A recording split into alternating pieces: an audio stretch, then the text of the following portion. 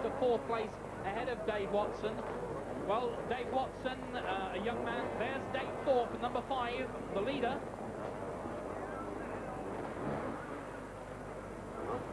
And Thorpe really has got to try and make the charge if he can. 40 minutes plus 2 laps, the opening leg.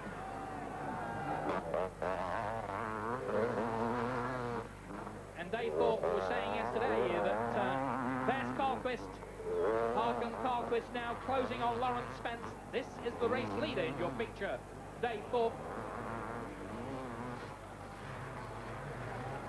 Dave Thorpe, Kurt Nicol, number 58. There's Lawrence Spence.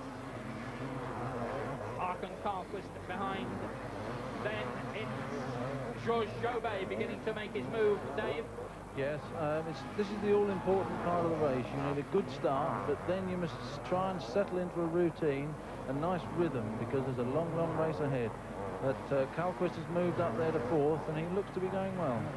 Well, if support is anything, if support can carry Dave Thorpe to victory, you can see the fans and the marshals waving the British boy on.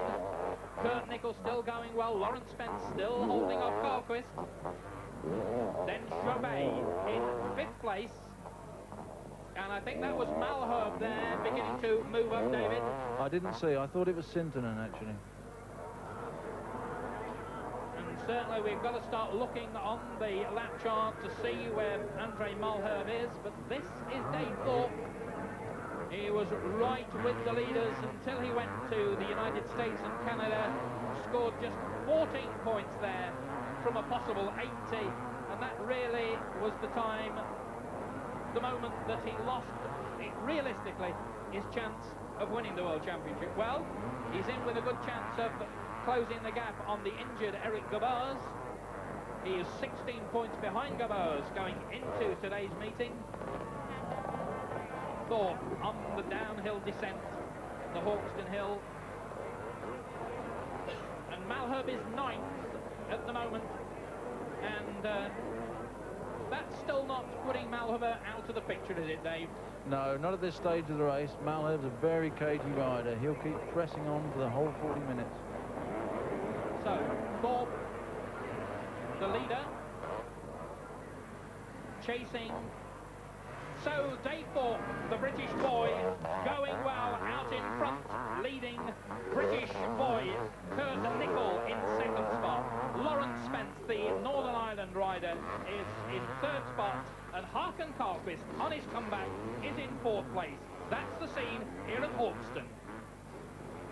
Well, the British boys obviously enjoying themselves in this first leg of the British 500cc Grand Prix, but that man who won both legs last year, Hakan Carlquist, is lying handy in 4th place. Still well over 30 minutes racing left for them in this first leg. We'll be recording all of it, and when we rejoin the action at 1:10 we'll show you the significant incidents in mid-race, as well as the finish itself. Well, now to an even faster machinery and a rather larger lap. We left it in the early stages with Dave Thorpe, the British champion, leading ahead of Kurt Nicol and Lawrence Spence, with last year's winner Hakan Carlquist lying close up in 4th place. But then, 13 minutes into the race, there was a dramatic development. And, well, if you're a Carlquist supporter like me, you perhaps believe that this man could and should have been the world champion this year if the injuries hadn't struck. Yes, Chris, he's the hard man of the sport to ride only a few weeks after having his thumb plated. But there's Georges Jobet, number 12. So Kurt Nicol has got a double-pronged attack right behind him. Oh, and a fall there. Kurt just losing it going over the top of that jump. And Lawrence Spence couldn't see Kurt over the top of that brow, and that's 2 of the British boys really in trouble. And Lawrence Spence, I don't quite know what he's saying to Kurt, but I bet it's not very nice. I should think there's a few words being uttered there, but neither are damaged. Well, combine start. It fires up. Kurt Nicol is away, and this is the moment when Kurt Nicol, there you can see. Kurt he lost the front end going over the edge there and just slid down gently. Not too much problem, but I think he lost the motor. But the point of impact when Spence comes over was a bit more tricky. So the situation now is that out in front is Dave Thorpe, and up into 2nd place goes Hakan Carlquist. in third place is Georges Jobet. In fact, Jobet has gone through to second place ahead of Carlquist. So it's Thorpe being chased by the reigning 250 world champion, Georges Jobet. There's the leader gone through. We wait now to see the second place man. The seconds tick away. It's a good lead for Thorpe, but whether it's a lead that he can keep to the end of the race. And there is Jobet, and behind him is Carlquist. Well, Dave Thorpe, in fact, increased his lead and is now well in command as we pick up the race for the last lap, rejoining our commentators Dave Nichol, that's young Kirk's dad, and Chris Carter. One more lap then for Dave Thorpe. Dave Thorpe up the hill for the last time. A long gap then before Georges Jobet, the Belgian, on the green Kawasaki goes through. And there's Jobet, a comfortable margin. Yes, Dave Thorpe's now 16 seconds ahead. He's on his last lap, and he knows he's got that cushion, and this is when he'll just take things a little more cautiously. Perhaps take a gear lower in some of the bends, just to make sure he doesn't make a mistake.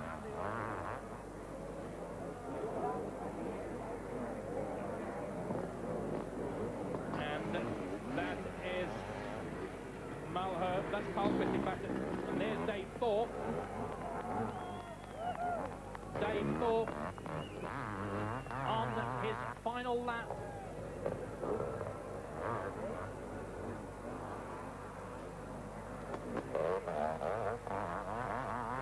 Less than half a lap to go now for Thorpe.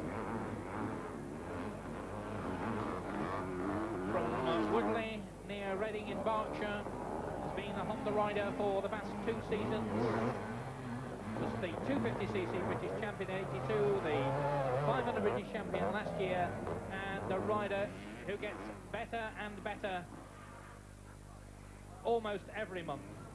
And the crowd still urging him on, almost in sight now of the checkered flag. You can see how enthusiastic the supporters are here today.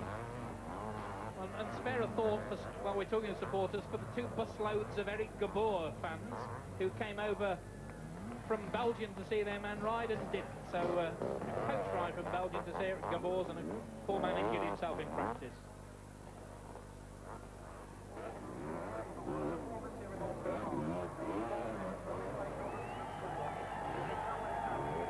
And the crowd cheer and wave. Dave Thorpe just a few yards now, the double jump, no risk there, no danger. The checkered flag will go out, and Dave Thorpe will have won the first leg of the British Motocross Grand Prix. Checkered flag, Dave Thorpe punches the air.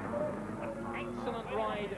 A long wait, 16 seconds the gap then between him and second place man Georges Jobet.